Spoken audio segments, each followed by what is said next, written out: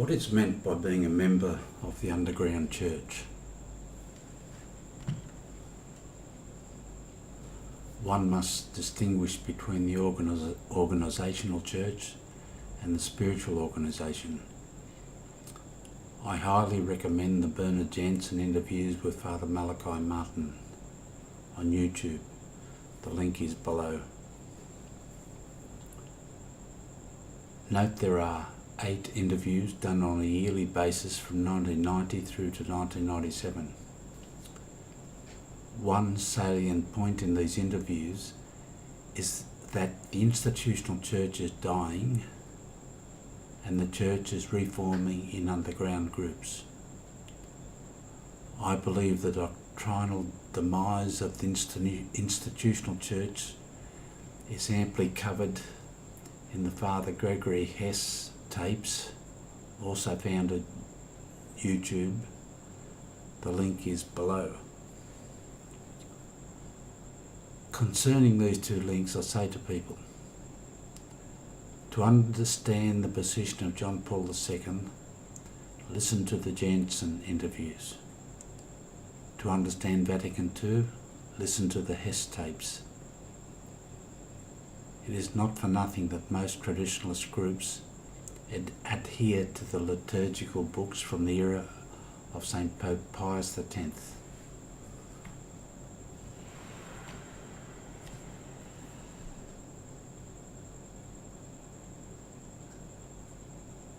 Well, may one ask, why aren't souls embracing the underground church in large numbers? The answer is very simple.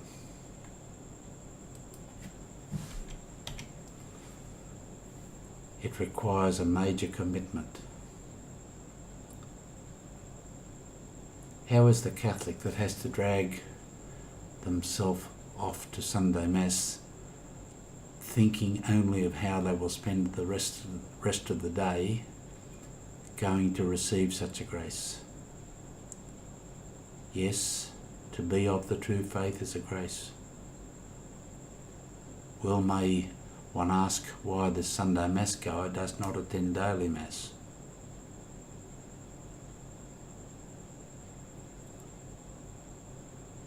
In Catherine Emmerich's The Life of Jesus Christ and Biblical Revelations, the link is below at archive.org, you will find the following extracts.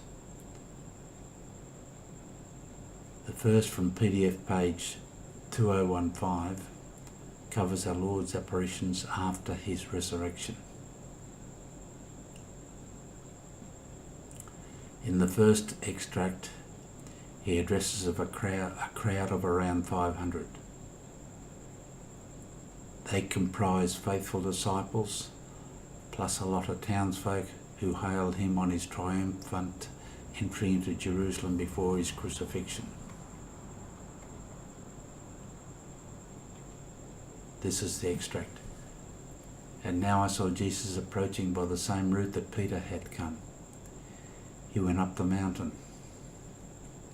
The holy women who were standing on one of the paths prostrated before him, and he spoke to them as he passed. As resplendent with light, he stepped in through the crowd. Many shuddered and became alarmed. These did not remain faithful. Then Jesus went to the pillar on which Peter was standing. Peter resigned his place and took up a position opposite Jesus, who now addressed the multitude. He spoke of abandoning one's relatives, of following him, and of the persecution that they would have to endure.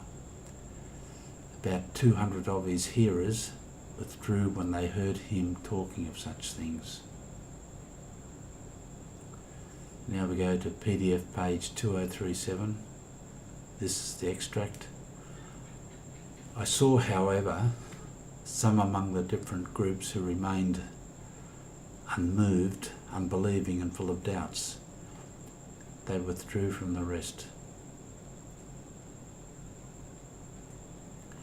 Here we may stand dumbfounded in disbelief. Here is the risen Christ, resplendent with light, appearing before a good number, and a third of them reject him. How is this possible in front of such proof? The answer is very simple. To follow him, one must love him. And so it is with the underground church of our times. To be part of it, we must love him.